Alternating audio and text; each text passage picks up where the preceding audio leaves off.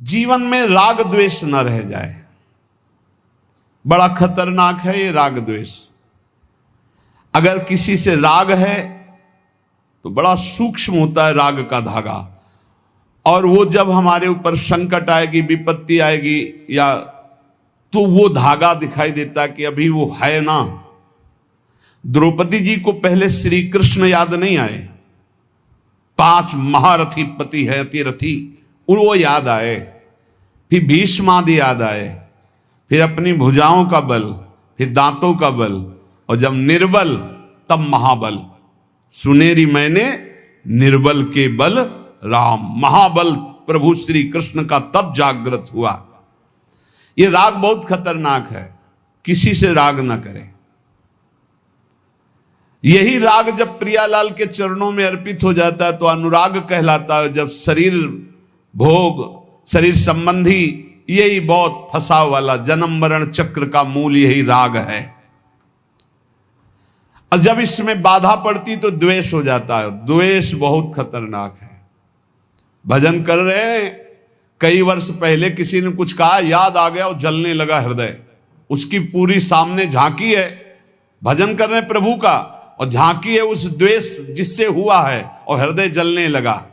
या कभी वो सामने पड़ गया तो देखकर जल। द्वेष ना होने पावे, अजात शत्रु ते सदा। भक्त अजात शत्रु होता, एक भी पूरा सृष्टि में शत्रु ना होने पावे। तो बोले क्या भक्त से क्रोध लीला नहीं होती? क्या भक्त क्रोध नहीं करता जैसे द्वेषी पुरुष करते हैं? बोले होता है, लेकिन भक्त का द्वेष ऐसा होता है जैसे जल में रकील खींचो, कितने सेकेंड, बस जितने में खींच रही उतने में, इसके बाद नहीं। ऐसा नहीं कि उसके चिंतन में आएगा कि वो बहुत दुष्ट है, ऐसा कभी नहीं आएगा। अगर कभी ऐसा दिखाई दे रहा है तो वैसे जल में जैसे ऐसे, बस ऐसे किया, खत्म। और संसारी पुरुष का द्वेष कैसा होता है?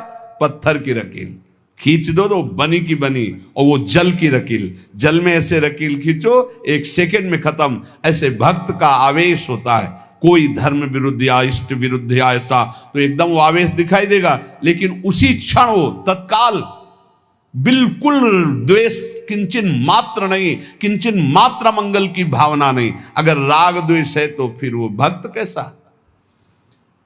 जीवन में राग द्वेष न रहने पावे, किसी से राग नहीं, किसी से द्वेष नहीं, और किसी भी भोग के प्रति ऐसी प्रचंड ममता कामना ना हो कि प्रियालाल का विस्मरण हो जाए। प्रियालाल का स्मरण करते हुए धर्मयुक्त भोग को जीवन यापन के लिए स्वीकार किया गया है। प्रियालाल का स्मरण चल रहा है और शास्त्र सम्मत धर्मयुक्त भोग है जीवन यापन के लिए, लेकिन शास्त्र विरुद्ध प्रियालाल का विस्मरण करा दे ऐसा भोग भक्तजन स्वीकार नहीं करते, और जो स्वीकार करते हैं वो भक्त नहीं होते।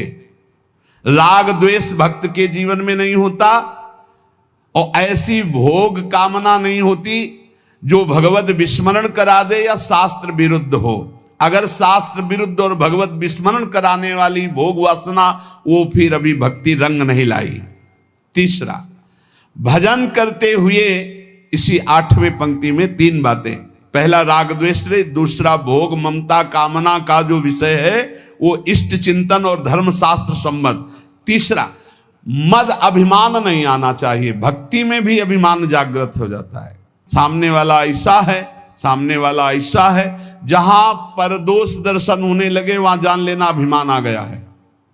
बिना गुणाभिमान हुए दूसरे में दोष दर्शन नहीं हो सकता। अभिमान की पहचान दूसरों में दोष दर्शन, अपने में गुण का भाव, गुण का आरोप, अपने में गुण का अभिमान, दूसरे में दोष दर्शन, ये पतन का लक्षण है, सिर्फ पतन का लक्षण। ऐसा हो जाए तो प्रभु के सामने चिल्ला के रो, बचा लो प्रभु बचाओ, अभिमान आ गया। भगवान को अभिमान बिल्कुल पसंद नहीं है। दैन्यता से भगवान प्यार करते हैं और अभिमान से भगवान रोष करते हैं। सुनहु राम कर सहज स्वभाव, जन अभिमान ना राखें काऊ। अभिमान आ गया तो कोई होगी बहुत बड़ी विचित्र भयावनी लीला, इसलिए बचो। जहां अभिमान आवे तो रो प्रभु से, प्रभु दूर कर दो। भयावनी लीला करते हैं फिर वो जब अभिमान आ जाता है। देखो कैसी देवर्षि नारद जी के साथ की, कैसे गरुड़ जी परेशान हो गए। भक्त के हृदय में कभी अभिमान नहीं आना चाहिए। अभिमान की पहचान दूसरों में दोष दर्शन, अपने में गुण का आरोप। इसी 8वें सूत्र में चौथा, चाहे जो कुछ नष्ट हो जाए कभी शोक विषाद नहीं करना, रोना नहीं। भक्त है, परिवार का कोई पधार गया है तो वो कीर्तन कर रहा है, वो रोएगा नहीं। ये रोना केवल मोह ममता का क्षेत्र है और नहीं रोना चाहिए।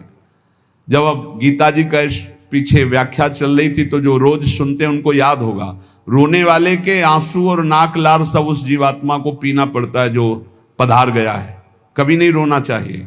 उस समय नाम कीर्तन करना चाहिए, भगवत यश गुणगान करना चाहिए, उस जीवात्मा के मंगल के लिए भगवान का नाम जप करके देना चाहिए, रोना नहीं।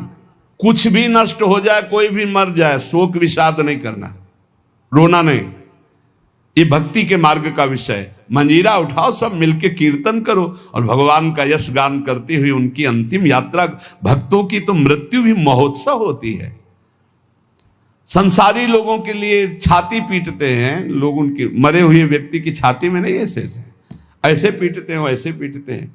और जब वो पीट के रो रहे हो घर वाले, तब पूछना कि तुम क्यों रो रहे हो, तब असलियत पता चलती। वो रो नहीं रहा उसके लिए कि इसलिए रो रहा है, वो अपने लिए रो रहा है कि हम जो चाहा अपने लिए, बस अपनी कामना की पूर्ति के लिए। भक्त को कभी ऐसा नहीं करना। कोई पधार गया बहुत गंभीर, कोई रोए तो डांट देना चाहिए, चुप शांत नहीं रोना।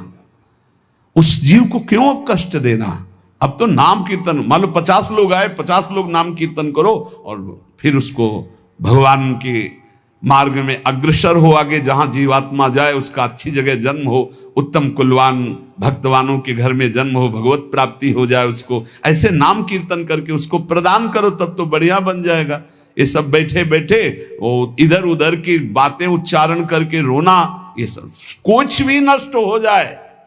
भक्त के आंसू सिर्फ भगवान के लिए गिरते, ध्यान रखना।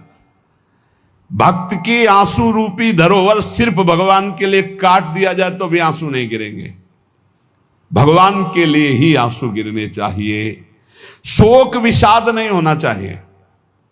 कुछ भी नष्ट हो जाए, क्यों नहीं होना चाहिए। हमारी तो सब जीवन था, ये नष्ट हो गया।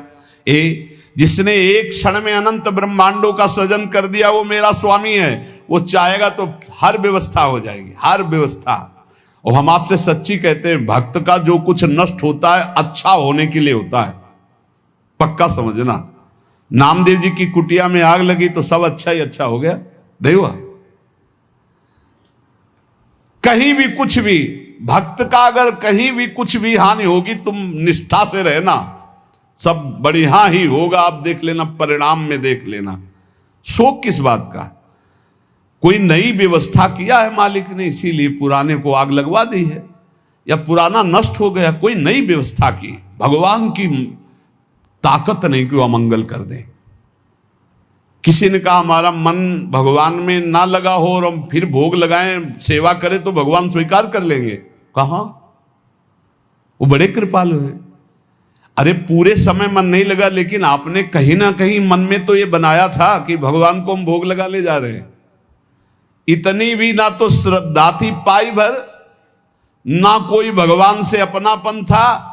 स्तनों में जहर लगाया था भगवान को मारने के लिए, और भगवान ने फल दिया यशोदा मैया को जो मिलता है। ऐसे तो हमारे कृपालु भगवान है। तुम दूध का भोग लगाने सही में जा रहे हो, अब मन लगे चाहे न लगे तुम्हें फल तो मिलेगा ही। ये संशय मत करो, हमारे भगवान पर बड़े कृपालु हैं। शोक विषाद का विषय भक्त का नहीं होता। किसी के मर जाने पर, या किसी के नष्ट हो जाने पर, या किसी के छूट जाने पर। अमुक ने हमको छोड़ दिया, बड़ी कृपा की, क्यों। अब हमारा सहयोगी मित्र कौन होगा, भगवान। पक्का समझो, अगर हम किसी से अपनापन करते हैं तो सिर्फ भगवान के भाव से करते हैं। मेरे प्रभु, आप इस हृदय मंदिर में बैठे, इसलिए मैं आप बस, और कोई संबंध नहीं, केवल एकमात्र प्रभु ही वही है। उसी रूप कितने हैं लेकिन स्वरूप एक ही है, सब में वही हमारे युगल सरकार विराजमान है। और इसमें पांचवी बात, 8वें सूत्र में पांचवी बात, कभी भय और संदेह न करना, कभी भय न करना, किसी की किसी भी तरह से प्रतिकूलता देने पर डरो मत, तुम्हारे रक्षक भगवान हैं। बोले हमारी तो प्रिया जो है नील कमल हाथ में लिए हुए हैं, अब ना तो तलवार है ना गदा है, कैसे रक्षा करेंगे? तो जो ये सब बड़े बड़े दिव्यास्त्र हैं, जो जानने वाले हैं, तो 19 चरण चिन्ह प्रिया और लाल 19 चरण चिन्ह है। ये चरण चिन्ह अपने भक्त जनों की रक्षा के लिए, इन्हीं में सुदर्शन चक्र, इन्हीं में कौमोदकी गदा, इन्हीं में सब कुछ विराजमान है। भक्त की रक्षा के लिए प्यारी जो की चरण चिन्ह बलवान। वृंदावन दास चाचा जी ने बड़ी महिमा चरण चिन्हों की वर्णन की, कभी अवसर आएगा तो सुनाएंगे। हमें भय नहीं करना और हमें संदेह नहीं करना, पता नहीं भगवान ऐसा करे कि ना करे, पता नहीं प्रिया जो आगे ऐसा संभाले कि ना संभाले, भजन तो करते हैं, पता नहीं भगवत प्राप्ति होगी कि नहीं। अरे इधर भोग भी नहीं भोग रहे हो, इधर भजन भी कर रहे हो, प्रियालाल मिले कि ना मिले, पता नहीं ये भजन सही है कि नहीं सही, इस मंत्र से काम होगा कि नहीं होगा, ये जो नाम कह रहे हैं राधा नाम, इस नाम से होगा कि नहीं होगा। संदेह न करे, संशय न करे। देखो राधा नाम तो वृंदावन में व्याप्त है और हमारे रस ग्रंथों में व्याप्त है। संदेह शब्द नहीं होना चाहिए उपासना में। जो गुरु ने उपासना दी उसमें संदेह नहीं होना चाहिए। और पांचवा, इस 8वें सूत्र में पांचवा, असूया, दूसरों के गुणों में दोष देखना, चुगली करना और ईर्ष्या, इनसे बहुत दूर रहना चाहिए उपासक को। ईर्ष्या बहुत बुरी है। कंचन तजना सहज है, सहज तिया का नेह, मान बड़ाई ईर्ष्या दुर्लभ तजनाए। ईर्ष्या बहुत बुरी है, मतलब ये जलाती रहती है हृदय में, ये बहुत बड़ी आग है। एक जिससे ईर्ष्या उसको प्रणाम करो, उससे नष्ट हो जाएगी। इसके नष्ट करने का उपाय एक ही है, जिससे ईर्ष्या उसको बार बार प्रणाम करो, बार बार। और वो तुम्हें कितना भी कड़ुआ बोले, तुम बुरा मत मानना, तो तुम्हारी ईर्ष्या नष्ट हो जाएगी। नहीं, ईर्ष्या बेमतलब जलाती रहती है। और किसी के गुणों में दोष ना देखे, किसी की चुगली ना करे। सुनो, ऐसे से कुछ लोगों का स्वभाव होता है, उनका भोजन ही नहीं पचेगा जब तक 2-4 की बुराई नहीं कर लेंगे। सुना तुमने? ऐसे से ऐसा नहीं, हमने तो नहीं। अरे मतलब ऐसे गूढ़ विषय की चर्चा मानो ब्रह्म साक्षात्कार करा देंगे। ऐसे लोगों से बचना चाहिए जो दूसरों की निंदा चुगली करते हैं। निंदा चुगली करने वालों को ऐसा लगता है जैसे चक्रवर्ती सम्राट पद में बैठाल दिए जाएंगे, जब 2-4 उनको मिल जाए सुनने वाले। फिर जैसे कोई भगवत प्रेमी महात्मा खूब सरस भगवान की चर्चा करे, ऐसे ये द्वेषी जन होते हैं। ये निंदा बहुत संभाल संभाल करके, कहीं भी चूक ना होने पावे, पूरी निंदा। तो ऐसे लोगों से बचे। चुगली करना, दूसरे के गुणों में दोष देखना और ईर्ष्या करना। भगवदानंद का जो तारतम्य वर्णन करते हैं शास्त्र हमारे,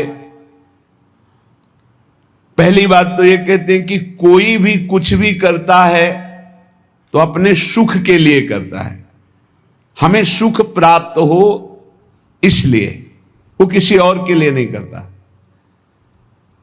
नावा अरे पत्यु कामाय पति प्रियो भवति, आत्मनस्तु कामाय पति प्रियो भवति। नावा अरे जायायै कामाय जाया प्रिया भवति, आत्मनस्तु कामाय जाया प्रिया भवति। उपनिषद अर्थात वेद ऐसा कहते हैं, यहां परस्पर जो प्रीति है वो अपने सुख के लिए है, कोई किसी के सुख के लिए प्यार नहीं करता। जैसे नावा अरे पत्यु कामाय पति प्रियो भवति, अगर पत्नी पति से प्रीति करती है तो अपने सुख के प्रयोजन से करती है। पति के सुख का लक्ष्य नहीं होता। नावा अरे पत्यु कामाय पति प्रियो भवति, वो पति को प्यार करती है तो अपने सुख के लिए करती है। ऐसे ही आत्मनस्तु कामाय पति प्रियो भवति, यदि पति पत्नी से प्यार करता है तो वो अपने सुख के लिए करता है। जहां अपने सुख में बाधा हुई वहां कोई प्यार दिखाई नहीं देगा। अपने सुख के लिए ही सब जीव प्यार करते हैं, सब क्रियाएं करते हैं, सब विचर रहे हैं केवल अपने सुख के लिए। नावा अरे जायाई कामाय जाया प्रिया भवति, आत्मनस्तु कामाय जाया प्रिया भवति। इसी तरह से जो पुत्र वित्त जो भी सुख है वो अपने सुख के लिए है। हमें सुख मिलता है इसलिए हमें पुत्र प्रिय है, पुत्री प्रिय है, धन प्रिय है, मकान प्रिय है, हमें सुख मिलता है। जिस दिन हमें सुख मिलना बंद हो गया हमारा प्यार कहीं नहीं रह जाएगा। अब ये सुख का तारतम्य देखना है कि वास्तविक क्या इनमें सुख है। देखो यहां कह रहे हैं नावा अरे पत्यु कामाय पति प्रियो भवति, पति प्रिय नहीं है, पति से कामना की पूर्ति होती इसलिए प्रिय है। ऐसे कितने उदाहरण हैं, पुत्र के लिए, पत्नी के लिए, माता पिता के लिए, अलग अलग संबंधों में।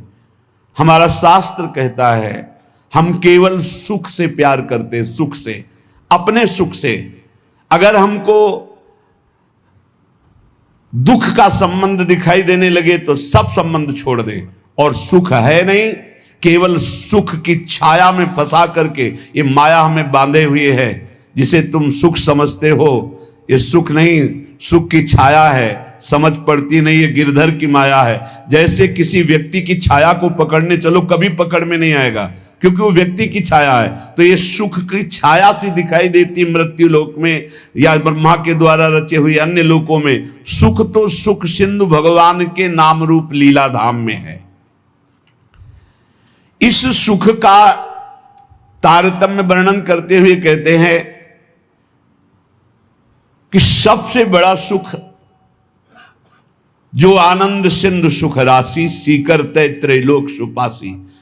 सीकर कहते हैं एक बूंद जैसे ऐसे मारो उसमें जो छोटे कण निकलते हैं उसे सीकर कहते हैं।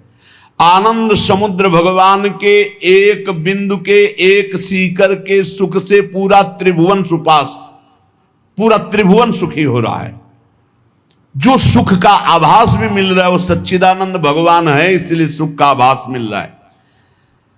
शास्त्र कहता है यदि आनंद की प्राप्ति करनी तो आनंदो ब्रह्मेति व्यजानात् आनंदाद्धेव खल्विमानि भूतानि जायन्ते आनंदेन जातानि जीवन्ति आनंदम प्रयन्त्यभि संविशन्ति। वेद कहता है आनंद से ही हमारी उत्पत्ति हुई है। हम आनंद सिंधु भगवान के अंश हैं, इसलिए सहज सुख राशि, चेतन अमल सहज सुख राशि। आनंद ब्रह्म है, उसी आनंद ब्रह्म से हमारी उत्पत्ति हुई, अर्थात हम उसके अंश हैं। हमारा स्वरूप भी आनंद स्वरूप ही है और आनंद की ही हम खोज कर रहे हैं। आनंद के लिए ही हम कर्म कर रहे हैं, आनंद के लिए ही हमारा जीवन है। पर हम आनंद में प्रविष्ट होना नहीं जाने कि आनंद है कौन सा। हम समझते हैं शरीर में आनंद है, पुरुष शरीर में, स्त्री शरीर में, अमुक धन में, अमुक भोग में, अमुक क्रिया में। आज तक किसी को आनंद नहीं, ग्लानि और पश्चाताप प्राप्त हुआ। आनंदम ब्रह्मणो विद्वान न बिभेति कुतश्चन आनंदो ब्रह्मेति वजानात्। जो परमात्मा है, योगी जन जिसे परमात्मा कहते, ज्ञानी जन जिसे ब्रह्म कहते हैं, भक्त जन जिन्हें भगवान कहते हैं, प्रेमी जन जिन्हें लाडले कहते हैं, वो आनंद स्वरूप हैं, वो सुख समुद्र हैं। भयग्रस्त प्राणी जब तक इनकी शरण में नहीं आएगा तब तक कुछ भी कर ले वो आनंद को प्राप्त नहीं हो सकता। हमारा सब जगने से लेकर सोने तक और बाल्यावस्था से लेकर के वृद्धावस्था तक और जन्मने से लेकर मरने तक एक ही चेष्टा है कि मुझे आनंद मिल जाए, क्योंकि हम आनंद के अंश है, आनंद की खोज कर रहे हैं। यदि तत् सुकृतम रसो वैशः रसम हृवायम लब्ध्वानंदी भवतु। वो परमात्मा स्वयं रूप तत्व रूप है, पूर्ण रस स्वरूप है, और जो इस रस स्वरूप परमात्मा को जान लेता है वो ब्रह्मानंद में डूब जाता है, वो आनंदमय हो जाता है। हम आनंद की खोज कर रहे हैं भोगों में, वो वेद शास्त्र पुराण ऋषि मुनि क्या कह रहे हैं कि आनंद स्वरूप परमात्मा है, और जो उस परमात्मा रस स्वरूप परमात्मा का अनुभव कर लेता है, जान लेता है, वही आनंद को प्राप्त होता है। देखो, आनंद का तारतम्य बतलाते हुए श्रुति कहती है, इस मृत्यु लोक में युवावस्था हो, जवान शरीर हो, श्रेष्ठ आचरण हो, वैदिक सिद्धांतों को जानने वाला हो, अपने इंद्रियों के शासन में कुशल हो, सफल कर्मण्यता हो, शरीर में कोई रोग न हो, बड़ा सुंदर हो, बलवान हो, खूब सुदृढ़ शरीर हो, धन संपत्ति हो, मनमानी भोगानंद प्राप्त करने के लिए सुंदर हर वस्तु उसके पास हो, सुंदर स्त्री, वैभव, हर सब कुछ। इसे कहते हैं एक मानुषानंद, मृत्यु लोक का। सुनते जाना, इसे कहते हैं मानुषानंद। और जब कोई उत्तम कर्म करता है, शुभ कर्म करता है, तो उत्तम कर्म करके वो गंधर्व योनि को प्राप्त होता है, उसको मनुष्य गंधर्व कहते हैं। इस मनुष्य गंधर्व को मानुषानंद से 100 गुना बढ़कर आनंद प्राप्त होता है। मानुषानंद समझा? वैदिक सिद्धांत को जानने वाला, युवावस्था, सुंदर शरीर, रोग रहित और अपार धन संपत्ति, सुंदरियां, सब सुख मृत्यु लोक का। कोई सुख ऐसा नहीं कि इसके पास ना हो, उसे कहते हैं मानुषानंद। उस मानुषानंद से उत्तम कर्म करके जो गंधर्व योनि को प्राप्त हुआ, उसे मनुष्य गंधर्व कहते हैं। उस मानुष गंधर्व को मानुषानंद से 100 गुना बढ़कर सुख मिलता है, मानुष गंधर्व को। और उस मनुष्य गंधर्व के आनंद से 100 गुना बढ़कर के देव गंधर्व, जो देवता गंधर्व रूप में ये साधन करके गंधर्व बना, 100 गुना मानुषानंद से बढ़कर, और उस मनुष्य गंधर्व से देव गंधर्व को 100 गुना बढ़कर के ये देव जाति स्वयं प्रकट हुए गंधर्व योनि में। इस आनंद का 100 गुना आनंद बढ़ करके पितृलोक में जो वास करते हैं, पितरों को, उनसे 100 गुना आनंद जो स्मृति शास्त्रोक्त कर्मों का आचरण करके, यज्ञ आदि करके उसके फलस्वरूप देवता बने, उन्हें अजानज देवता कहते हैं।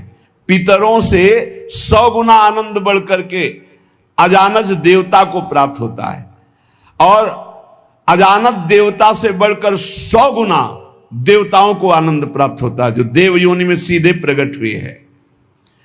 इनका 100 गुना आनंद बढ़ करके वसु को प्राप्त होता है। देवताओं से भी 100 गुना बढ़कर आनंद वसु को, वसु से भी 100 गुना आदित्यों को, नित्य देवता। इनसे आदित्यों से 100 गुना बढ़कर के आनंद इंद्र का। देखो कितना तारतम्य है आनंद का। और इंद्र के आनंद से 100 गुना आनंद बढ़कर के बृहस्पति जी का, बृहस्पति जी के आनंद से 100 गुना आनंद बढ़कर के प्रजापतियों का, दक्ष प्रजापति आदि। ऐसे प्रजापतियों के 100 गुना आनंद बढ़कर के परमेष्ठी पद, ब्रह्मा के पद में। और जिनको ब्रह्मलोक तक कहीं आसक्ति नहीं है, ऐसे जो ब्रह्मनिष्ठ श्रोत्रीय महापुरुष हैं, उनके उस अखंडानंद का तो वर्णन ही नहीं किया जा सकता, जिसे मोक्ष सुख कहते हैं।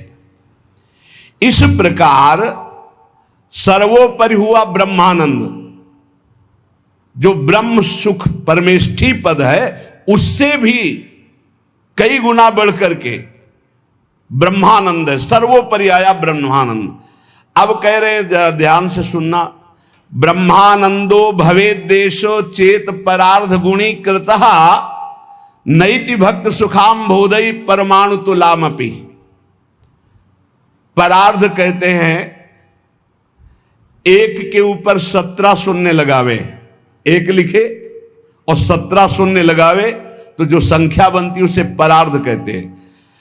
अगर ब्रह्मानंद में 1 और 17 शून्य लिख करके गुणा किया जाए, मानुषानंद से 100 गुना 100 गुना 100 गुना 100 गुना ऐसे बढ़ते आए तो सबसे बड़ा सुख हुआ परमेष्ठी पद ब्रह्मा का, और ब्रह्मा से अनंत गुना बढ़कर सुख हुआ ब्रह्मानंद, मोक्ष सुख। और उसमें परार्ध गुणीकृतः 1 लिख करके 17 शून्य लगा करके ब्रह्मानंद में गुणा किया जाए तो प्रिया प्रीतम के प्रेम रस के आगे वो कुछ नहीं है।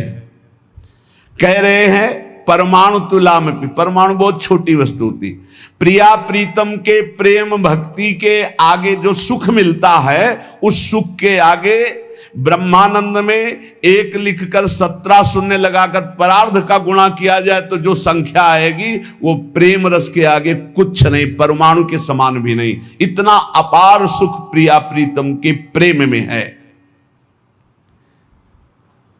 हम प्रिया प्रीतम के प्रेम के उपासक मानुषानंद में ही फेल हो रहे हैं। गंधर्वानंद, अजानज देवता, फिर देवता वसु आदित्य, फिर देवराज इंद्र, बृहस्पति, प्रजापति, ब्रह्मा का सुख, और फिर ब्रह्मानंद, और फिर ब्रह्मानंद से भी परार्ध गुणीकृतः ये प्रिया प्रीतम का प्रेम वो परमाणु तुल्य भी नहीं है। ऐसे प्रिया प्रीतम के भजन के लिए, प्रेम के लिए हम मानुष सुख में अपना भजन छोड़ देते हैं। हमारी क्या स्थिति है?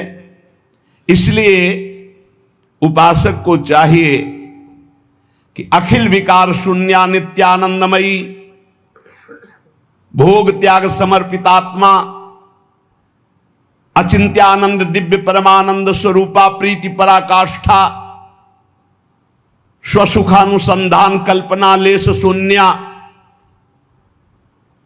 श्याम विदुवदन चकोरी, श्री कृष्ण मनोमनस्विनी, श्री कृष्ण प्राण प्राणा, ऋषि मुनि मना कर्षक चित्ताकर्षणी, श्री कृष्ण हृदया, श्री कृष्ण जीवना, श्री कृष्ण स्मृति रूपा, श्री कृष्ण सुखैक मना, श्री कृष्णानंद प्रवर्धनी, श्री कृष्ण प्राणाधिदेवी, श्री कृष्णा आराध्या, श्री कृष्णा आराधिका, नित्य कृष्णानुकूल्यमयी, श्री कृष्ण प्रेम तरंगिणी, श्री कृष्ण अर्पित मनोबुद्धि, श्री कृष्ण सेवामयी, श्री कृष्णास्या, श्री कृष्णाश्रिता, श्री कृष्ण कीर्ति ध्वजा, श्री कृष्णात्म स्वरूपा श्री लाडली जी की उपासना में अपना अस्तित्व मिटाना होता है। जिसे ब्रह्मानंद की भी चाह का त्याग हो जाता है वो प्रिया प्रेम को प्राप्त होता है। इसलिए उपासक को चाहिए कि पहले अपना लक्ष्य दृढ़ करे।